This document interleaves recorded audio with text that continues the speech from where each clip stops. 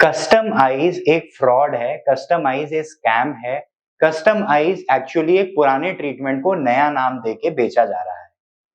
ऐसा मुझे अपने कमेंट्स में पढ़ने को मिला।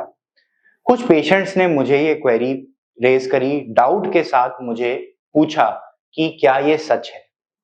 दोस्तों, आज ये वीडियो मैं आपको कुछ फैक्ट्स क्लियर करने के लिए बना रहा हूं और मेरा पर्पस ये है कि आप सोच समझ के डिसाइड करें, चीजों को पढ़ें और समझें कि क्या ट्रीटमेंट क्या कर रहा है, किसकी टेक्निकलिटी या स्पेसिफिकेशंस क्या हैं, और फिर अपना डिसीजन बनाएं कि आपको क्या ट्रीटमेंट कराना है।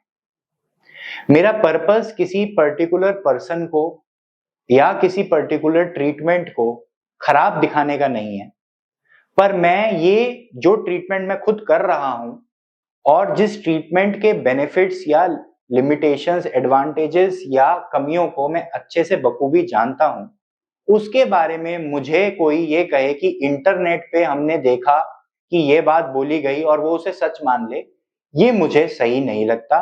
तो ये मेरा दायित्व बनता है, मेरी ड्यूटी बनती है कि मैं आप लोगों से इस बारे में कुछ क्लैरिटी लाऊं।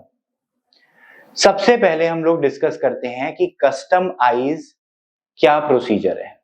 देखिए, कस्टम आईज एक ray tracing guided excimer laser है।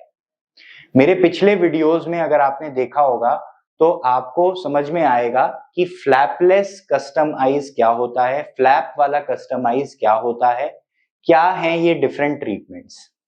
अब एक्साइमर लेजर अगर आप समझते हैं तो जो बेसिकली लेसिक का लेजर होता है उसको एक्साइमर लेजर कहते हैं, और उसमें पहले हम जो ट्रीटमेंट्स करते थे उनको हम कहते थे टोपो गाइडेड ट्रीटमेंट्स।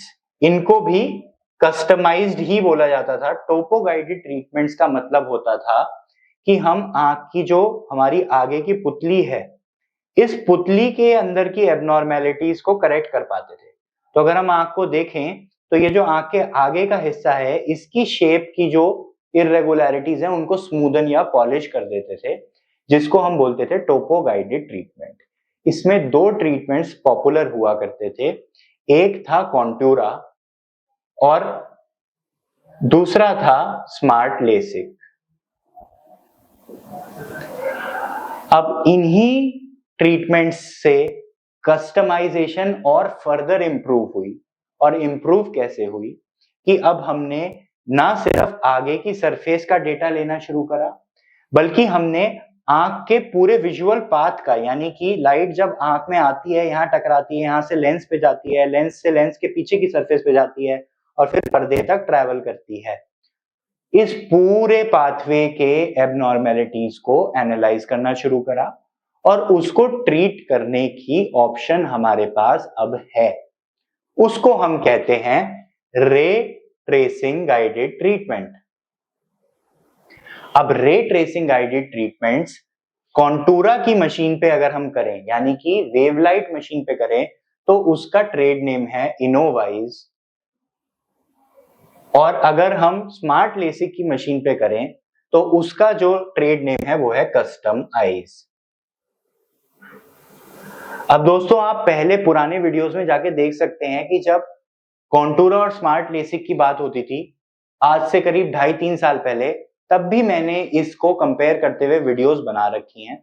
आज मैं फिर से आपको कस्टम आईज के बारे में कुछ क्लैरिटी दूंगा। तो देखिए, सबसे पहली जो मुझे सुनने को मिली बात वो ये थी कि इनोवाइज एक ऐसा ट्रीटमेंट है जो गर्ल स्ट्रैंड मॉडल पे बेस्ड नहीं है और बाकी सारे ट्रीटमेंट्स गर्ल स्ट्रैंड मॉडल पे बेस्ड है। तो दोस्तों, यहां मैं आपको एक छोटी सी कहानी सुनाता हूं। देखिए, कहानी क्या है कि there has been discovered a super food that is very protein rich, calorie negative. It has to be hand-picked in the depths of freshwater lakes, roasted to perfection, and then brought to you in various flavors at your tasting, at your doorstep. आपको ऐसा लगेगा पता नहीं क्या चीज हमें दिखाई जा रही है, क्या नायाब चीज आ गई है हमारे पास ऐसी, जो कि भैया हमें तो कभी सुनी ही नहीं थी, नई पता नहीं क्या चीज इजाद हुई है। और हिंदी में इसी चीज को बोलते हैं मखाना। आजकल अमेरिका में मखाना एक सुपर फूड की तरह हजारों डॉलर पर केजी में बेचा जाता है। इनफैक्ट अगर आप इंटरनेट पे देखेंगे तो आपको रील्स भी मिल जाएंगे जो लोग बताते हैं बिजनेस आइडिया देने की, कि मखाने का एक्सपोर्ट करना शुरू कर दो, बहुत बड़ा बिजनेस है आजकल। तो सेम कहानी है ये कि girl strand model, non girl strand model. मैं आपको इसमें सिंपल भाषा में क्लैरिटी देने की कोशिश करूंगा। थोड़ा सा कभी कभी ऐसा हो सकता है कि आपको कुछ बातें ना समझ में आए, तो प्लीज बेयर विद मी। तो क्या होता है कि जब हमने आंख को इमेजिन करना शुरू करा कि आंख कैसी है, आंख में किस पार्ट के क्या रोल है, तो गर्ल स्ट्रैंड एक साइंटिस्ट थे, एक डॉक्टर थे, एक साइंटिस्ट थे बेसिकली, जिन्होंने हमें ये बताया कि एक आई का ये मॉडल है जी। और अगर आप इस मॉडल के बेसिस पे ये सोचें कि आई एक कैमरे जैसी है, जिसमें आंख की पुतली का ये रोल है, लेंस ऐसा होता है, लेंस का ये रोल है, पर्दा ऐसा होता है, पर्दे का ये रोल है, ऐसे इमेजिन करें तो आप मैथमेटिकली आंख को एनालाइज कर पाएंगे और उसके बेसिस पे आप अलग अलग चीजें कर सकते हैं। जैसे कि लेंस की पावर को कैलकुलेट करने की कोशिश कर सकते हैं, पुतली की पावर को कैलकुलेट करने की कोशिश कर सकते हैं, इनको बदला जाएगा तो क्या होगा, ये सब चीजें आप मैथमेटिकली गुणा घटा जमा कर सकते हैं। उससे आपको एक अंदाजा लग जाएगा कि आपको आगे क्या ट्रीटमेंट करना है ऑप्टिकल सिस्टम में आपके। अब क्या हुआ कि जब हमें इस मॉडल को ये रियलाइज हुआ कि भाई सारी आंखें तो इस मॉडल पे बेस नहीं है। ऑब्वियस सी बात है, ये मॉडल ज्योमेट्रिक मॉडल है, कागज पे बनाया गया है, इंसानों की आंखें अलग अलग होती हैं। तो बेसिकली हमने ये देखना शुरू करा कि इंसान की आंख इस मॉडल के कंपैरिजन में कैसे कैसे डिफरेंट हो सकती है। तो इस सिलसिले में जो सबसे पहला हमने काम करा, वो हमने आंख की पुतली की सतह को एनालाइज करना शुरू करा, जिसको हम कहते हैं टोपोग्राफी। और आप लोगों को अभी मैंने बताया टोपोग्राफी गाइडेड ट्रीटमेंट क्या होते थे।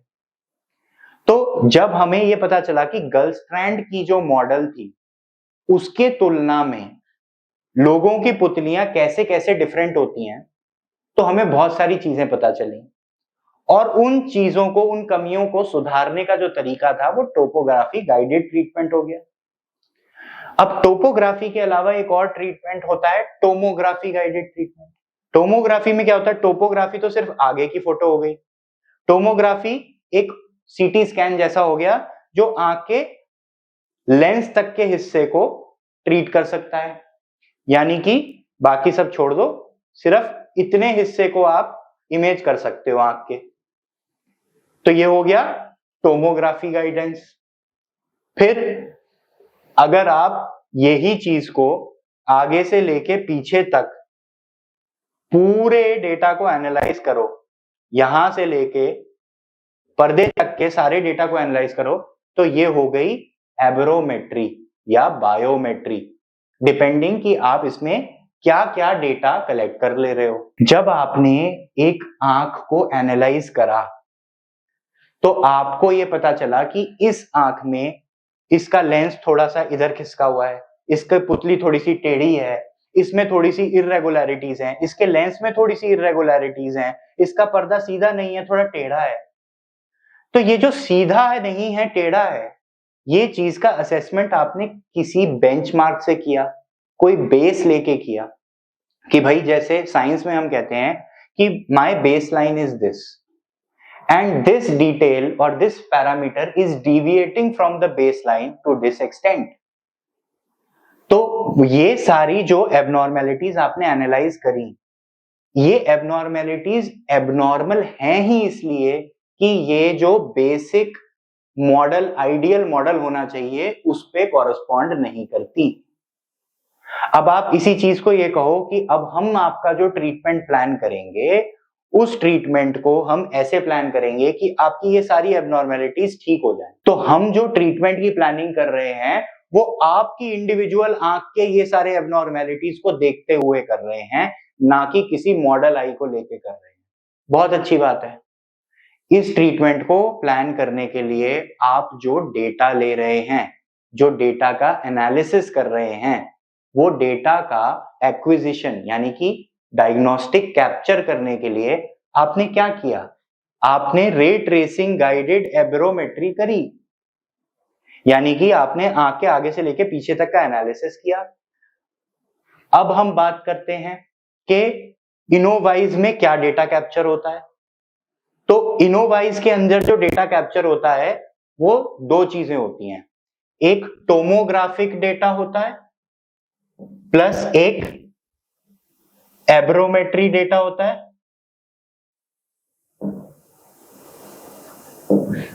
और फिर एक एक्सियल लेंथ भी आप ले सकते हो। तो बेसिकली एक्सियल लेंथ और एब्रोमेट्री सिमिलर होते हैं, वो आंख के आगे से लेके पीछे तक का क्या लेंथ है वो बताते हैं, और एब्रोमेट्री मतलब उसमें क्या क्या लाइट के पाथ में लाइट की वेव्स जो जा रही हैं उनमें क्या क्या एबनॉर्मेलिटीज आ रही हैं वो बताते हैं। जबकि अगर आप बात करोगे कस्टम आईज की, तो कस्टम आईज में टोपोग्राफी भी होता है, साथ में टोमोग्राफी भी होता है, और साथ में रे ट्रेसिंग एब्रोमेट्री होता है।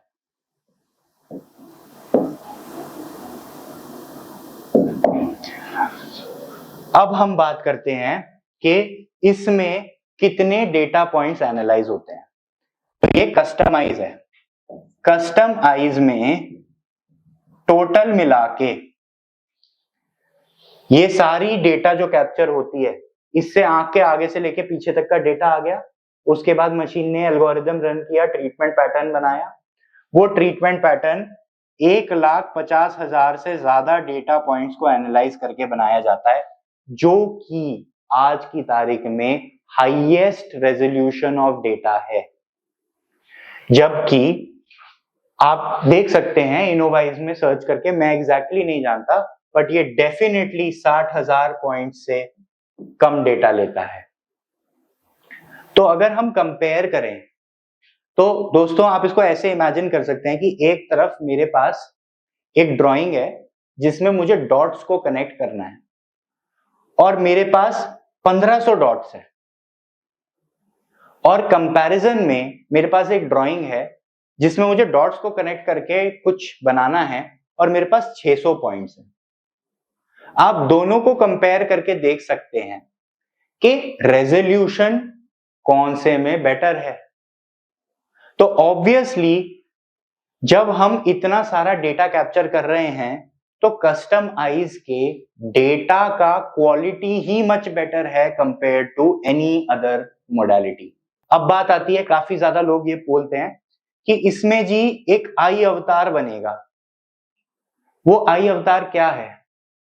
वो वही मखाने वाली कहानी है भाई, आपने अल्टीमेटली डेटा तो वही लिया, टोमोग्राफिक डेटा लिया, एब्रोमेट्री डेटा लिया, एक्सियल लेंथ डेटा लिया, उसको प्रोसेस किया, और उसके बाद आपने ये डिसाइड किया कि इस पेशेंट की आंख ऐसी है, इनके लिए हमें ये एबरेजन्स को ट्रीट करना चाहिए।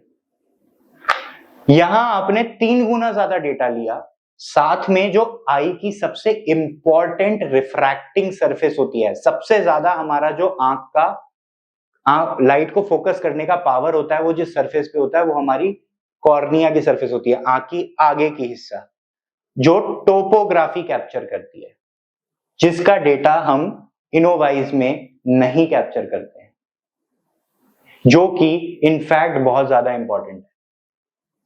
तो ये भी आपने यहां कैप्चर किया। अब आप बोलो ये आई अवतार है या नहीं है, आपकी इच्छा है, मिल तो आपको मखाना ही रहा है, और वो भी यहां मखाने की क्वालिटी बेटर है, यहां मखाने की क्वालिटी उतनी अच्छी नहीं है। अब नेक्स्ट बात पे आते हैं दोस्तों, हमने ट्रीटमेंट तो डिसाइड कर लिया कि हमें ऐसा करना है, पर जब हम ट्रीटमेंट करने गए तो हम सही पॉइंट पे ट्रीट कर भी रहे हैं या नहीं, ये कैसे डिसाइड होता है? ये डिसाइड होता है ट्रैकिंग के थ्रू। अब ट्रैकिंग में बहुत सारी फिर कंट्रोवर्सीज हैं, दुनिया भर की बातें होती हैं, पर मैं आपको सिंपली एक बात बताना चाहता हूं। जब हम बात करते हैं कस्टम आईज की, तो कस्टम आईज में हम आपकी आंख के सिलिंड्रिकल एक्सिस को ट्रैक करते हैं। तो सिलिंड्रिकल एक्सिस को ट्रैक करने के लिए दो चीजें होती हैं, एक स्टैटिक साइक्लोटॉर्शन कॉम्पनसेशन SCC, दूसरा होता है डायनेमिक साइक्लोटॉर्शन कॉम्पनसेशन DCC। अगर हम बात करें कस्टमाइज की, कस्टमाइज में ये दोनों होते हैं। तो इनोवाइज ट्रीटमेंट के अंदर केवल स्टैटिक साइक्लोटॉर्शन होता है, डायनेमिक नहीं होता। अब इसका क्या मतलब है? इसका मतलब ये है कि अगर ट्रीटमेंट स्टार्ट करते टाइम, मान लीजिए कि मैंने अपना एक ट्रीटमेंट पैटर्न बनाया। अब जब मैं ट्रीटमेंट पैटर्न के लिए मैंने डेटा कैप्चर किया था, तो मेरी आंख की पोजीशन ये थी। सपोज ये एक मार्क है हमारी आंख में, कॉर्निया में, ये पोजीशन ऐसी थी। जब मैं ट्रीटमेंट करने के लिए लेटा तो मेरी आंख थोड़ी रोटेट हो गई, जिसकी वजह से अब ये पोजीशन ऐसी हो गई है। ये जो चीज यहां पे थी ये अब यहां पे आ गई है। तो ये जो ट्रीटमेंट में डायग्नोस्टिक इमेज के कंपैरिजन में टिल्ट हुआ, रोटेशन हुआ, इसको ट्रीटमेंट स्टार्ट करने से पहले करेक्ट करने का मतलब होता है स्टैटिक साइक्लोटॉर्शन कॉम्पनसेशन। लेकिन ये जो रोटेशन है ये सिर्फ एक बार नहीं होता, ये काफी डिग्रीज का रोटेशन ड्यूरिंग द ट्रीटमेंट भी होता है, जो कि मैं खुद रोज देखता हूं। क्यों देखता हूं? क्योंकि मैं जिस मशीन पे ट्रीटमेंट करता हूं उसमें डायनेमिक साइक्लोटॉर्शन कॉम्पनसेशन है। तो वो ये बताती है कि ये जो आपका एक्सिस है ये सिर्फ यहीं पे नहीं है, ये पूरे ट्रीटमेंट में हिल रहा है, कभी इधर कभी उधर घूम रहा है, माइक्रो मोशन में है, जो कि नॉर्मल है, जिसको इनोवाइज नहीं ट्रीट करता या नहीं ट्रैक करता। अब इसका क्या कोरिलेशन है? देखिए, इसका मतलब वही हो गया कि मैंने प्लान करी सर्जिकल स्ट्राइक, करनी थी किसी के एयरफोर्स बेस पर, लेकिन कर दी जंगल में। यानी कि अगर मुझे किसी पेशेंट का सिलिंड्रिकल एक्सिस ये है 90 डिग्री है, मुझे ट्रीट करना है 90 डिग्री पे। अब जब पेशेंट ट्रीटमेंट के लिए लेटे तो उनकी आंख रोटेट हो गई, तो जो पहले 90 डिग्री था वो अब 80 डिग्री बन गया है। तो स्टार्ट करते टाइम तो मैंने 90 से 80 किया, लेकिन अब ट्रीटमेंट के दौरान वो कभी 85, कभी 95, कभी कुछ हो रहा है। तो जो ये रोटेशन है ये मैं ट्रैक नहीं कर रहा। तो अगर मुझे किसी का नंबर करेक्ट करना है प्योरली सिलेंड्रिकल या हाईली सिलेंड्रिकल पावर, तो मैं इनोवाइज में उसे एक्यूरेटली नहीं कर पाऊंगा, क्योंकि मेरे पास डायनेमिक साइक्लोटॉर्शन कॉम्पनसेशन नहीं है वेवलाइट मशीन में। तो दोस्तों, ये वही वाली कहानी हो गई कि मैंने सारा आई अवतार और दुनिया भर की चीजें बनाई, लेकिन उसके बाद जब मुझे उसका ट्रीटमेंट करना था एक्चुअली, तो मैं गलत जगह पे कर गया ट्रीटमेंट। तो फायदा क्या होगा? कुछ भी नहीं। आज की तारीख में सिर्फ 2 ही मशीन्स ऐसी हैं जिनमें की डायनेमिक साइक्लोटॉर्शन कॉम्पनसेशन है, जिसका मेन मशीन जो ओरिजिनल है वो बेसिकली श्विंड के टेक्नोलॉजी है, श्विंड अमेरिस, और जो बाकी दूसरी सेकंड मशीन है वो बॉश एंड लॉम्ब की टीनियो है, जिसमें अभी बहुत रिसेंटली कुछ महीनों पहले ही डायनेमिक साइक्लोटॉर्शन ट्रैकर इंट्रोड्यूस किया गया। अब दोस्तों एक और बात कर लेते हैं। ये तो बात हो गई जो सारी हमें कंफ्यूजन है या अलग अलग टर्मिनोलॉजीज का इस्तेमाल किया जा रहा है ये कहने के लिए कि एक चीज ऐसी है, नई है, जबकि दूसरी चीज पुरानी है, जो कि आप लोगों को शायद अब तक समझ में आ गया होगा क्या क्या है। इसके अलावा कुछ और भी चीजें हैं जो हमें कंसिडर करनी चाहिए, जैसे कि कस्टमाइज को अगर हम ट्रांस एपिथेलियल पीआरके टेक्नोलॉजी के थ्रू करें, यानी कि अगर हम इसको टचलेस सर्जरी करना चाहें तो हम करते हैं custom eyes plus smart Surf. Smart Surf एक पेटेंटेड या कॉपीराइटेड टेक्नोलॉजी है जो कि ट्रांस एपिथेलियल पीआरके करती है, और अगर हम इनोवाइज से करें तो ये बेसिकली जो एपी इनोवाइज कहलाएगा वो प्रोसीजर हो जाएगा। अब इन दोनों में क्या फर्क है?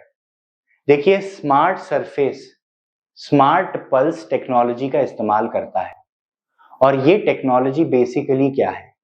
अगेन, अब आता है असली फर्क समझना। ये टेक्नोलॉजी ये कहती है कि स्मार्ट पल्स मीनिंग कॉर्निया यानी आंख की पुतली जो है वो एक सर्कल नहीं है, वो एक 3 डायमेंशनल स्ट्रक्चर है। यानी कि अगर हम सामने से देखें तो गोल दिख रहा है, पर साइड से देखेंगे तो उसमें एक बल्ज भी है। तो ये एक स्फेरिकल स्ट्रक्चर है, ना कि एक सर्कुलर स्ट्रक्चर है। ये एक 3D स्ट्रक्चर है, ना कि ये एक 2D स्ट्रक्चर है। Smart pulse technology treatment pattern के लेजर स्पॉट्स को 3 डायमेंशंस में एनालाइज करती है, जिससे कि जो सरफेस की स्मूथनेस है वो कहीं ज्यादा होती है compare to a AP InnovEyes procedure और एपी कॉन्टूरा और any other trans epithelial procedure. आप वापस जाके मेरी वीडियो कंपेयर कर सकते हैं जिसमें मैंने सारे सरफेस एब्लेशंस को एक एक के साथ कंपेयर किया है और उनकी टेक्निकल स्पेक्स बताई हैं। वो सारी चीजें यहां वैलिड है। इस टेक्नोलॉजी से जो स्मार्ट सरफेस से रिकवरी होती है नजर की फ्लैपलेस सर्जरी में, टचलेस सर्जरी में, वो डबल स्पीड से होती है compare to any other PRK और सरफेस एब्लेशन और एपी लेसिक और एनी अदर प्रोसीजर। और उसका रीजन है, ये पब्लिश्ड है, उसका रीजन है कि ये smart pulse technology smooth interface छोड़ती है, स्मूथ सरफेस छोड़ती है। इसके अलावा कुछ और भी चीजें हैं दोस्तों जिनमें डिफरेंसेस हैं बिटवीन द टू टेक्नोलॉजीज, पर आशा करता हूं कि आपको इतना समझ में आया। हमारे साथ बने रहिएगा। हम आपको डिटेल से, आप लोगों ने पूछा है मेरे से, डिटेल से बताएंगे कि कैसे हम डेटा को कैप्चर करते हैं, कैसे हम ट्रीट करते हैं, कैसा होता है पेशेंट का experience during the customised procedure. पर आशा करता हूं कि आप लोगों को ये गलत इंफॉर्मेशन पे कुछ क्लैरिटी मिली है एंड आई होप कि आप लोग इस बात को समझ पाएंगे एंड आई सिंसियरली बिलीव कि जो सही बातें हैं वो लोगों तक पहुंचे और उन लोगों को सही इंफॉर्मेशन से बेनिफिट हो। मेरा ये बिल्कुल पर्पस नहीं है कि मैं आपको ये कहूं कि आप ये कराइए, ये मत कराइए, आपकी जो इच्छा है आप वो कराइए। लेकिन ये बात अच्छे से समझ लीजिए कि इंटरनेट पे जो सारी इंफॉर्मेशन है, चाहे मैं कह रहा हूं चाहे कोई और कह रहा है, उसको वेरीफाई या उसको फैक्ट चेक करने का कोई इंसान नहीं है। मेरे साथ पास्ट में भी ऐसा हो चुका है जब एक और टेक्नोलॉजी को लेकर काफी ज्यादा डिबेट हुआ था क्लियर और सिल्क के बीच में, और जो पर्सन उस चीज में सिल्क के बारे में बातें कर रहे थे, क्लियर के बारे में गलत बातें बता रहे थे, वो एक्चुअली इतने झूठे निकले कि वो एक आई हॉस्पिटल के लिए एक डिस्गाइज में, एक मुखौटा पहनकर कि मैं एक इंडिपेंडेंट पर्सन हूं जो हेल्थ एंथुजियास्ट है कर बातें करते थे। अल्टीमेटली पता चला कि वो एक एक्चुअली एक आई हॉस्पिटल के ही एम्प्लॉय थे जो एक पर्टिकुलर टेक्नोलॉजी को प्रमोट करने के लिए काम कर रहे थे। और मुझे उन्होंने काफी पर्सनल बातें भी काफी बोली थी जिनको मैंने उस वक्त भी जाने दिया और आज भी मैं नहीं चाहता इस सारी फालतू की डिबेट्स में पढ़ना। आशा करता हूं कि आप लोगों को इस पे कुछ क्लैरिटी मिली and please try to verify your information through scientific portals, articles, websites, original websites जो मशीन्स की हैं उनको जाके पढ़िए और फिर अपना ट्रीटमेंट डिसाइड करिए। आशा करता हूं कि आप लोग इस बात को समझ पाए। Please take care, stay positive, you will have a great outcome without spectacles.